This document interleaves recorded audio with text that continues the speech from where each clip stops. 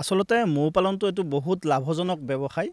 ইয়াক আৰ্থিকভাৱে সচ্ছল হ'বৰ কাৰণে দৰং জিলা প্ৰশাসনে আমাৰ নিবনুৱা যুৱক যুৱতীখিনি যাতে আগুৱাই যাব পাৰে তাৰ কাৰণে এটা ডাঙৰ প্ৰয়াস কৰিছে। সেই উদ্দেশ্যে আমি এই মৌখিনি পালন কৰিবৰ কাৰণে আগবাঢ়িছোঁ। আচলতে আমি 500খন নহয়, দৰং জিলাত 1000খন আহিছে। আমি এই 1000খনৰ ভিতৰত এতিয়া সদ্যহতে আমাৰ ইয়াতে 500খন আছে, আমাৰ আৰু 500খন মঙলদৈত আছে।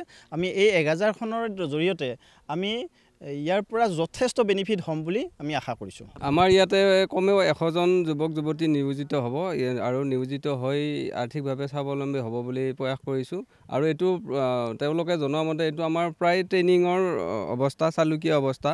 এতিয়া 500খন দিছে, ইয়াৰ পৰা 500ৰ পৰা আমি কেনেকৈ 5000 কৰিব পাৰি তাৰ প্ৰশিক্ষণ আমি গ্ৰহণ কৰি আছোঁ। আৰু সময়ত আমি বিভিন্ন ঠাইত এইবিলাক প্ৰসাৰ কৰিব তেওঁলোকে। আৰু এই প্ৰজাতিটো আনিছে পাঞ্জাৱৰ লুধিয়ানাৰ পৰা আনিছে। আৰু আমাৰ স্থানীয় যিটো মৌ, সেইটো মৌ বাৰ্ষিক হয় 8ৰ পৰা 10 কেজি। কিন্তু এইটো যদি উপযুক্ত পৰিৱেশ পায় তেতিয়াহ'লে ইয়াৰ পৰা 70-80 কিলো পৰ্যন্ত উৎপাদন কৰিব পাৰে এবছৰত। গতিকে সঠিকভাৱে আমি যদি ইয়াক আগুৱাই নিব পাৰোঁ, নিশ্চয় আমাৰ এই অঞ্চলৰ যুৱক যুৱতীসকল স্বাৱলম্বী হ'ব। যে আমাৰ যিটো স্থানীয় মৌ আছে সেইটোৰ তুলনাত এইটো যথেষ্ট শান্ত স্বভাৱৰ।